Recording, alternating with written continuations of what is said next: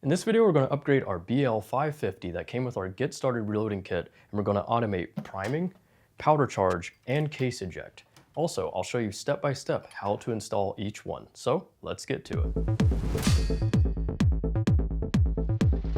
Hey there, Kyle Schultz from UltimateReloader.com. So if you haven't already, definitely check out the Get Started Reloading video that I just recently did on the channel.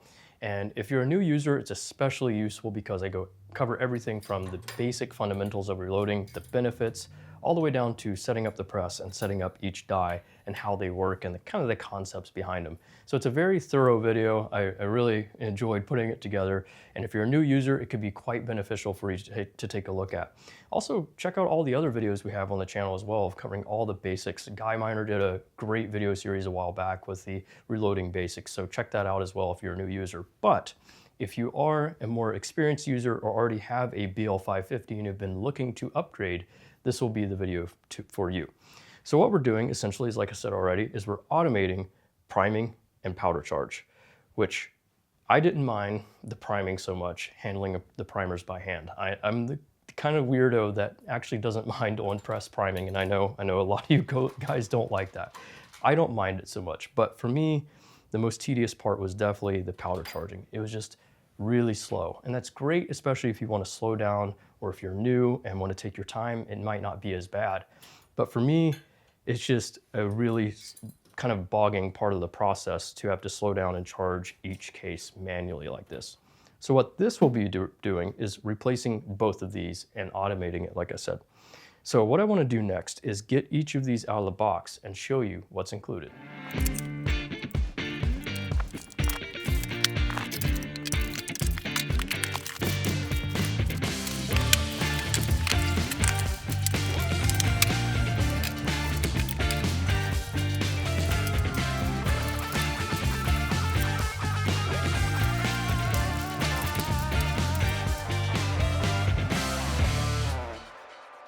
All right, so as you could tell, everything are out of the respective boxes, and yeah, looks like quite a lot, but it's not too bad once you break it down. So let's start with the priming system. Well, with the priming system, you got the blast shield, which is nice to have. So just in case there is a detonation of a bunch of primers, it'll keep you safe, but it's still recommended to wear safety glasses, of course. There is the operating rod, which is what will move the priming slider bars back and forth. Basically a wheel here will ride along that rod. Then what goes inside the blast shield are these magazines, both for large and small size. Then you got large and small primer pickup tubes, which is what you'll use to pick up primers to load into the magazines.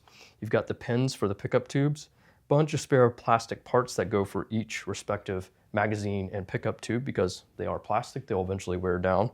So it's good to have spares. Then you got the primer bar assemblies themselves already ready to go, which is nice for both large and small. You got a return spring, a pin for the return spring, and then this is just basically a protective piece that goes between the priming assembly and the press. Then we got the early priming warning system. So it'll emit a really annoying beep when it's time to fill primers, which is good to know. That way you're not spilling powder everywhere. It's come in handy anytime I've used these progressive presses. Then we got the powder measure. So we got the powder measure assembly itself. Now do note on the inside of the funnel die, there is no funnel, so we'll need to take the one out of our basic funnel here, reset it up, and then reset up our flare. No big deal. But what's nice is the small charge bar is already installed for us, which would be appropriate for pistol, which is good. But you also get the large bar included, which would be for rifle.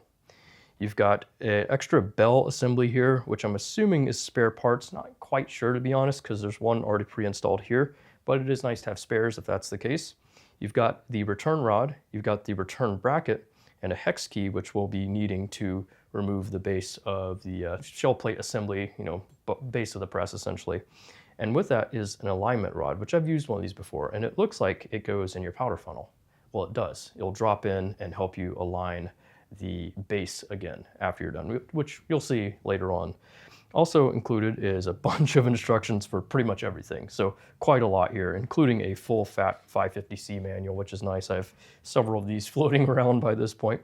So moving on to the ejection system, we've got an acro bin, the ejection chute, we've got another indexing pawl, Then we got the ejection spring. So one quick note about the ejection chute that came with this kit. I will not be using it for my install, and the reason is because I'm using the Dillon Strong Mount. And the Dillon Strong Mount includes its own ejection chute that's mounted to the side here. This one is used if you want to mount your press directly to the bench. So if you have your press mounted directly to the bench, all you do is just screw this ejection chute in to your bench right on the side next to your press. But the operation is very similar. So what I'm going to do is install these step by step and show you how it works. And what we'll start with is the priming system. Okay, before we install the priming system, you'll need a few tools, and some of which come with the BL550 Get Started Reloading Kit already, such as the hex keys. So you'll need the 5/32 hex key that comes with that, or a hex driver if you have one, if you prefer that. You'll need a ball peen hammer, a 3/8 wrench spanner, and a roll pin punch set. And the reason is, for the roll pin, we're going to be installing that on the side of the press here for the return spring. So let's go ahead and remove the old priming system first. And here are the two socket head cap screws that we'll need to remove. And that's where both the 3/8 wrench and the 5/32 hex key comes into play here.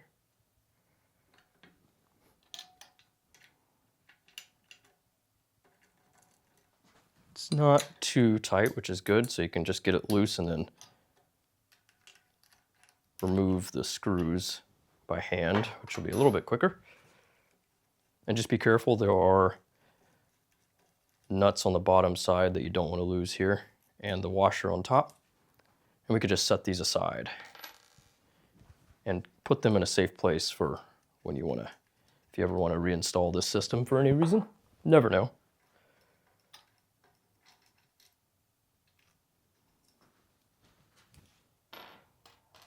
Okay, there's all of that out of the way. Now I'm going to go ahead and remove the primer catch tray just to get that out of the way as well so we don't knock primers all over the floor. So now you can see we have a nice clean canvas for us to work with, and the roll pin will go right here on this opening. So in between there's a channel here, and that's where this return spring sits, and it sits within that roll pin. So let's go ahead and grab our roll pin punch holder here and just slide in the roll pin. Then we're going to grab the ball peen hammer and get it started, but not go all the way. Okay, do want to be careful. There we go, got a little bit left, which is good. And now we'll take the return spring and slide it on in, over, or through the roll pin. Grab roll pin holder and tighten it down. It gets about as far as I will go. Now I need the punch. Let's make sure we're all good. We are, okay.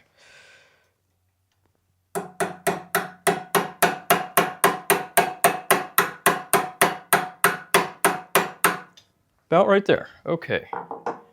Not bad at all. So now, as you can see, we've got the return spring just hanging out.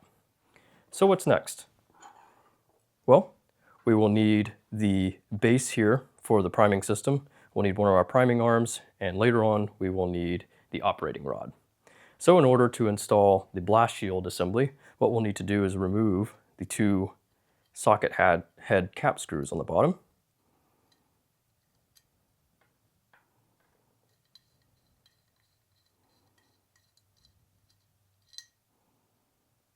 Get that ready for us. All right, now let's take this piece right here and place it on top of the priming area, like so. Then let's take our priming assembly, in this case for large primers, and pre-install it in the press. So make sure that your handle is lowered and just find the spot where this fits in and carefully lower it down.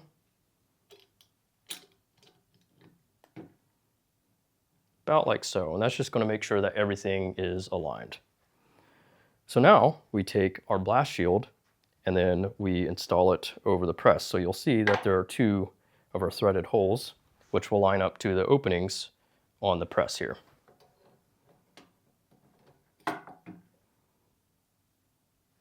About like that.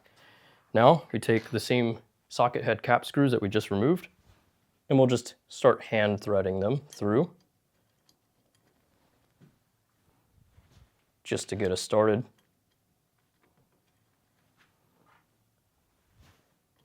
Since I'm using hex key, I'm going to go much further by hand threading. Let's make sure things are kind of squared up against the press frame. Not tightening fully yet, just getting it cinched. Now I'll do my full tighten on both. Just like that. Now let's take our return spring and wrap it around the bottom of this post here. Okay, that is operating well so far. Now, one last step is the operating rod. So this is pretty easy. What we're going to do is have the handle about halfway to make this a little easier on us. And let's slide this top portion here, kind of the L side, into this bracket, and then reach this under the wheel like so. And just give it some cycles and make sure that everything is operating smoothly. Okay, I'm happy with that operation. Everything seems pretty smooth. So the last thing we'll want to do is remove this knurled nut so we can install one of our magazines. Now you could install the magazine with the blast shield off before installing them to the press, but I've installed these magazines before without removing anything and it's been just fine. So on the magazine itself, you'll see this notch, and that notch roughly lines up with the rear of the blast shield. So we'll just drop it in like so. Just give it a little twist until it settles in and you can't twist it anymore. Then reinstall the knurled nut. Don't cinch it down too much, just finger tight is fine. So that's how you install the priming system. What we're going to do next is install the low primer alarm. So for the low primer or early primer alarm, what you'll need is the assembly itself, which is right here. It includes a battery and a follower. But what I figured we would do first is go ahead and load several primers, maybe 10, 20, something like that. So that's where this pickup tube comes in handy. Now I already got the large size here, and you'll want to grab one of the pins that came with it. And in order to use this, what you do is install the pin. You'll see an opening. It might be very hard to see, especially on camera, but there's an opening right there. And I'm just going to slide in the end of the pin through the opening, and this will prevent the primers from falling through. So just like that, really easy. So now you take the colored side of the pickup tube and just push it on the primers like so.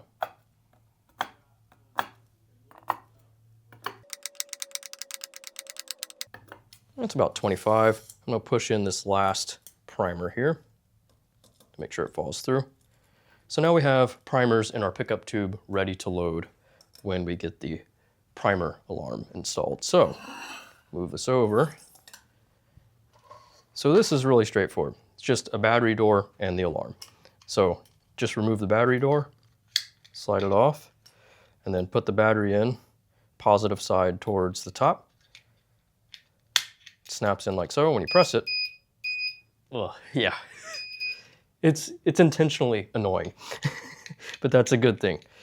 You want to know something's wrong, because not having primers is not a good thing. Okay. So there's a cool feature with this, which is when the follower here, which has a little bit of a weight to it, pushes on this and there are no primers, that's what activates the alarm with a little micro switch. You can also just move this out of the way to kind of disable it. So it's really nice. So the installation is really, really simple. So all you do is just slide this over the knurled nut assembly here. Like so.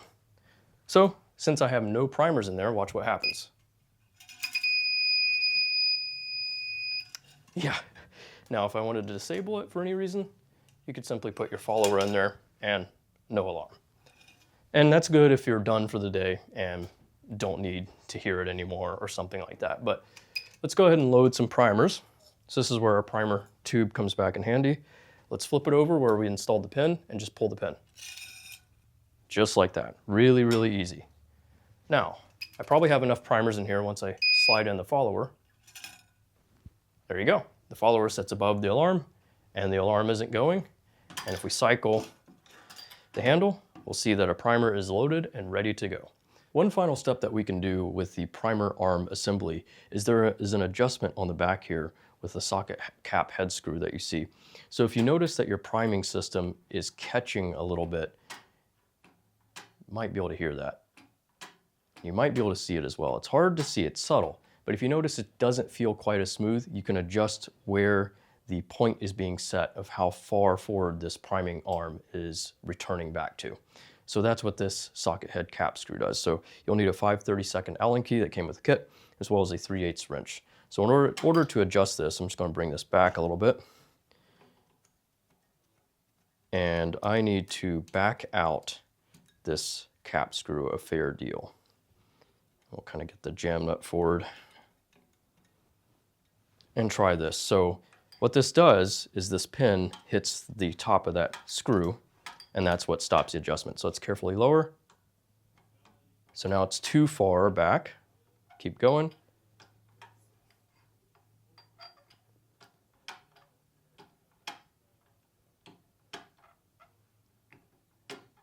It needs to go back some, and you'll just find the sweet spot. So just keep rotating it until it's as smooth as possible.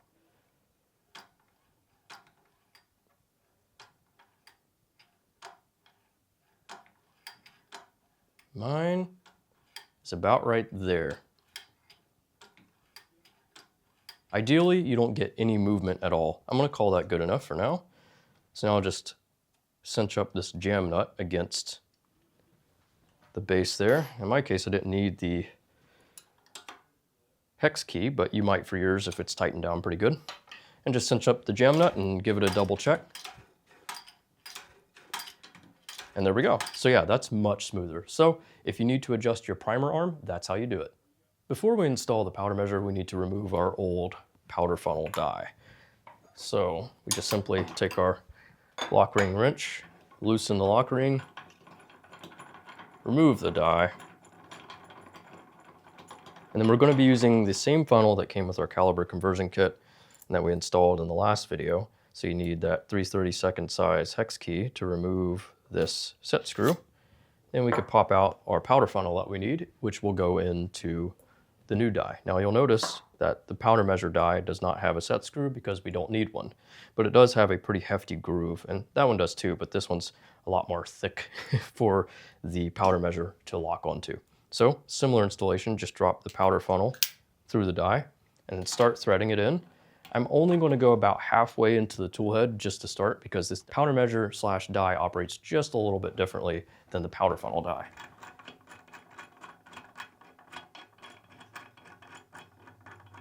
Because what we'll want to do, and I'll show you, is we want to make sure that the powder bar gets fully actuated, then we adjust our case flare.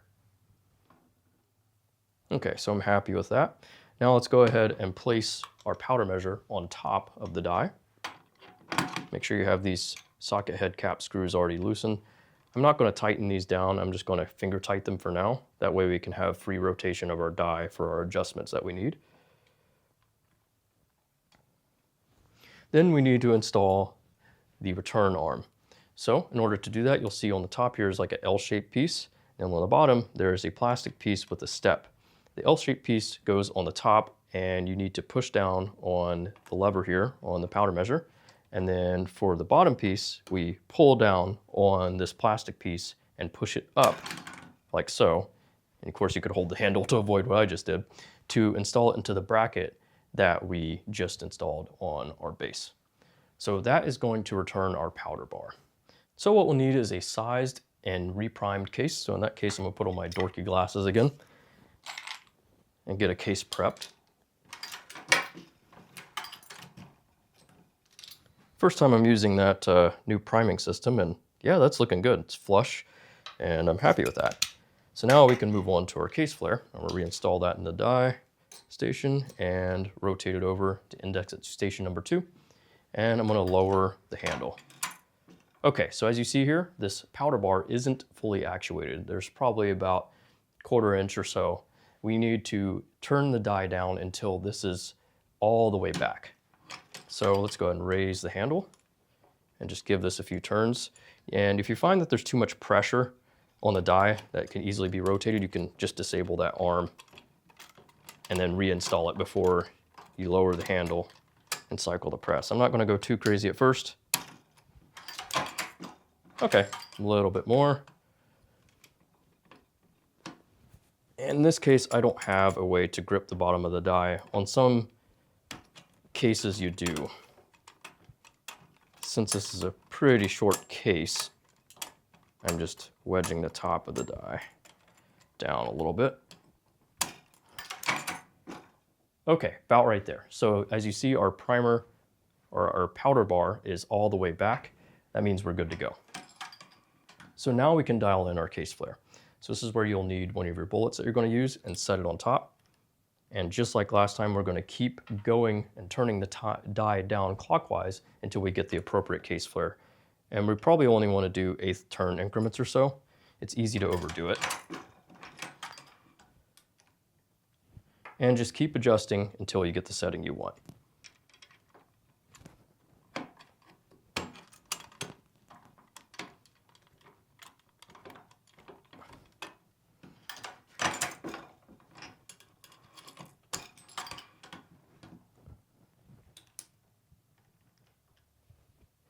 Yeah, I'm really happy with that. So lastly, we will lock our lock ring with our die wrench.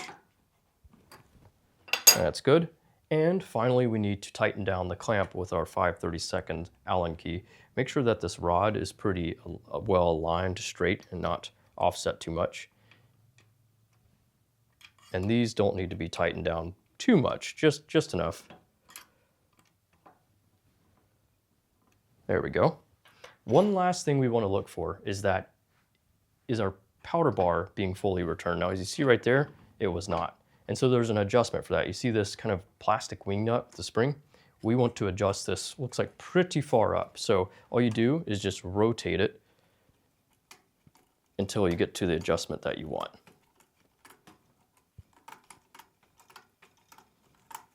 See, that's putting a little bit of pressure on our plastic piece. Now I'm going to give a couple more rotations, get this spring compressed just a little bit. I think it should be about a credit card width or so. You should be able to easily slide in a credit card through here. So you don't want it too much, but you don't want it too little. And as you see, our powder bar is now fully returning, and our powder bar is also going all the way back, and we're flaring our case. So now that I've pretty much overworked that case to death, I'm going to trash it, and I don't want to reuse it. It's probably okay, but I just want to be sure. So the last thing we need to do is put some powder in our powder measure and dial in our proper powder charge. Okay, so grab the powder of your choice. In this case, I'm going to be using CFE pistol, just like we did last time. And it's also going to be handy to have a 7/16 size socket or wrench or a way to adjust this screw or this bolt in the back, because that's how we'll adjust our powder. You'll also need a scale, and I'll show you how to do this. It's a pretty easy method, and it doesn't involve using the pan. So we'll want to get a case prepped. Like I said, toss the one that I had last time because I was flaring the crap out of it. So let's go ahead and size, deprime, and prime. And get it into station number 2. So now we can pour in our powder. So there's a cap on the top, just remove that. CFE pistol, we're good. That's probably good enough for now. And so what we can do is take this case, remove our locator button, and zero it out on the scale. I've already let this scale warmed up. It's been warmed up for well over 20 minutes, so we're good to go there. So in order to adjust the powder, like I said, there's a bolt here on the back, and counterclockwise will reduce your powder charge, clockwise increases your powder charge. I'm gonna go ahead and actually set that aside because we'll probably be dumping powder. So now that we got our scale zeroed out with our case, we're gonna set that same case in the powder measure. And I doubt we're gonna throw much powder, so I'm gonna go ahead and turn this just a couple of turns here, just a very small amount. Okay, looks like we already got a fair bit of powder in there. 10.5, so I actually need to go back. All right, so let's go counterclockwise. And it helps that you cycle everything through. Since this is just poured in, we're not gonna completely go off of the measurement yet. So you're going to want to measure it more than once. 10.5, need to go a bit more. So I'm actually going to go pretty aggressive here.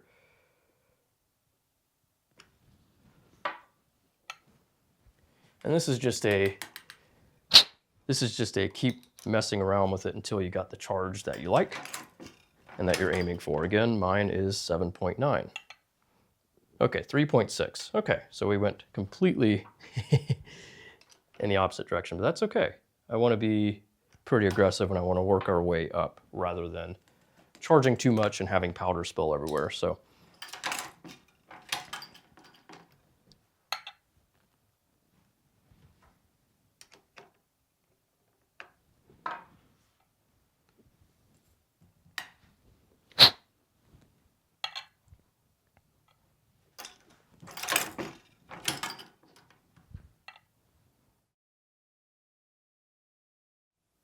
$7.9. All right, now that we have it dialed in, what I'll do is I'm going to cycle this 5-10 times or so and then measure it and to make sure that everything is settled and everything is actually dialed in. And you don't need to measure it every time, just cycle it, dump the powder, cycle it again over and over and over again, at least 3 times. You shouldn't be in a hurry when reloading, but if you are for any reason, don't recommend it. At least do 3 times. I'm gonna do like 5 to 10, like I said. Anywhere in between that's probably good.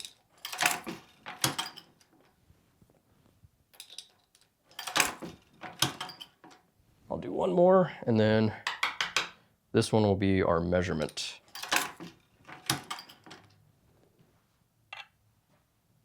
Dead on, 7.9. All right, yeah, this powder measure is very consistent once you get it set up. So, you know, it's a little bit back and forth, touch tricky at first, but once you get the concept of setting up the powder measure, it's really straightforward. So now that I've got my powder dialed in, we can install the ejection chute, and then finally we can do some progressive reloading. Here's what you'll need to install the ejection chute. Now in my case, again, I'm using this Dillon strong mount, so I'm going to use the chute that came with it, so the hardware is a little bit different. So for that, I will need a 5/32 hex key, as well as a ratchet with 7/16 size ratchet on there. You also need the wire that will eject our cartridges once they're done, and the acro bin. Now, if you're using the original ejection chute that came with this system, you'll just need the hardware to mount it to your bench. So whatever type of hardware is appropriate for your setup is what you'll need. So first, I figured we'll install the wire. Now this can be a little tricky, but what we'll look for is on the right side of the press, there are 2 little holes here.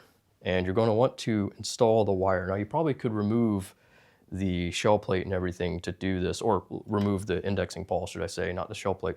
But I'm just going to do it with the indexing pawl already here, because if you rotate it like so and get this installed, squeeze it together and you can get it right through here, and that way we can install it without having to remove the indexing pawl.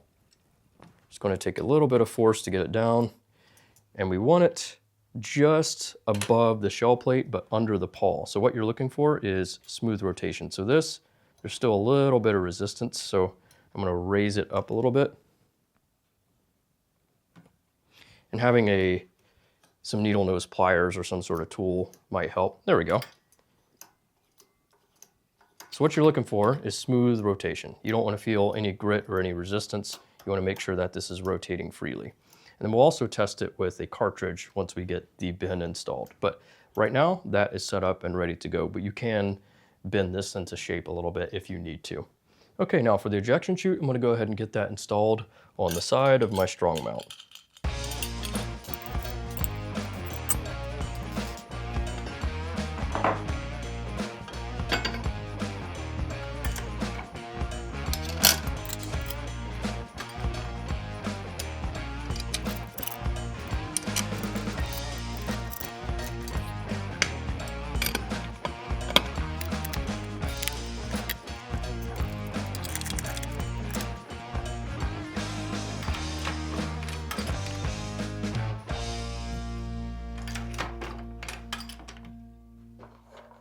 Now, for the cartridge bin, very easy. Just slide it onto the mount there, and now cartridges will fall right into our bin. So I might want to watch the handle here. There we go. Yeah, just keep in mind that your handle may get in the way of your cartridge bin if you slide it too far forward. Okay, that's looking good to me. So now that everything is installed, we can finally load some ammo. Okay, so I double checked all my settings. Everything's good to go. Also double check my powder because you don't want to mess that up. Still good there too. The only thing I really did was added a bunch more primers so we can load a lot of ammo. So time to nerd up and let's get going. So got my cases from last time lubed and ready to go. Let's do this. So all we need to do now is insert a case and place a bullet, and that will be it. No more placing primers and no more manually charging our powder.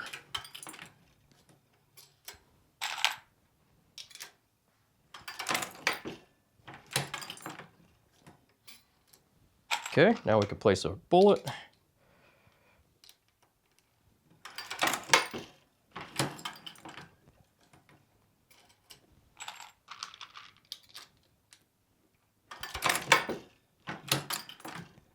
Okay, first round here. Ah, this is so nice, so satisfying. Let's do some more.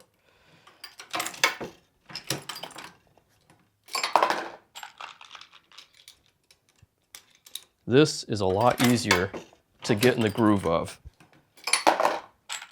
rather than having to charge your powder and place your primer. Keeps you a lot more focused and paying attention to your powder charge and making sure everything is going smoothly. Oh, well, there goes one piece of brass on the floor. It's all right. Got plenty. Because you still want to do a visual inspection now that you're charging powder on press.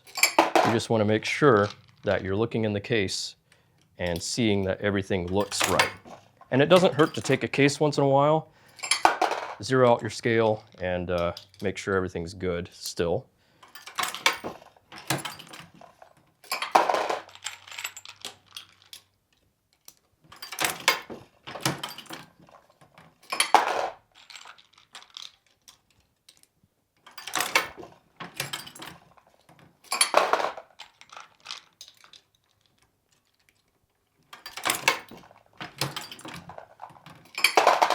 Okay, I think everything is running very smoothly.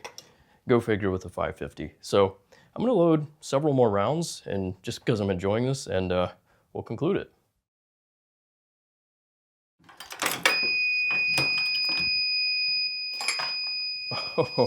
Oh man, is that loud. Okay, well, I guess I am low on primers, so that means I'm gonna stop right here. But as you see, I loaded quite a bit of ammo. I'll get you a rough calculation of the rounds per hour here, and I can tell it's a lot faster. Of course, way faster. You can even probably tell by looking at it than manually charging and manually placing a primer. So what do you guys think? Is this something that you would do if you have a BL550? Personally, I think it's well worth it. And you know, a lot of you might be thinking, why would I start with the manual BL550 kit and then add it later? You know, I don't want to do that. It's not the idea of a progressive. Or even some of you might not like the fact it's manual indexing. Personally, that's a preference. I like manual indexing because if something is up and if something is wrong or you need to check something, you can stop right there and lower, you know, the RAM, you know, and check and inspect what's going on. And instead of having an auto index where you have to kind of restart where you were. Auto indexing isn't bad. It can be a really great thing to help speed up the process, but to me, there's something to manual indexing. It feels a little bit more connected. I know it's weird to say, but I think for me, I just like it. But yeah, is this something you're gonna get? Are you gonna get a 550 if you don't have one? Do you already have a 550, and whether it's a BL or RL? And what do you think of it? And what do you load on it? If you wanna go even further, which I know you'd be thinking, how much further can I go with this? You can. Check out the time we added both a case feed and bullet feed to the 550. It was a full-fledged setup. Gavin and I had quite a fun time doing that, and it was fun to do. It was really fun to deck out the 550 like that. So let me know what you guys think in the comment section below, and until next time, I will see you all later.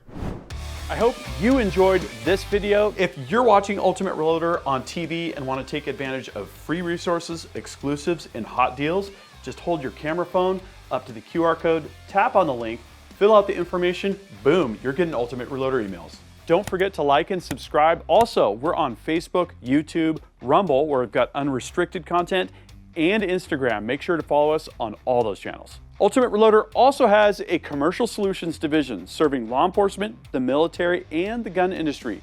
We have some unique capabilities, including a comprehensive suite of recoil testing and evaluation capabilities, trigger profiling, and more. Thanks again for watching.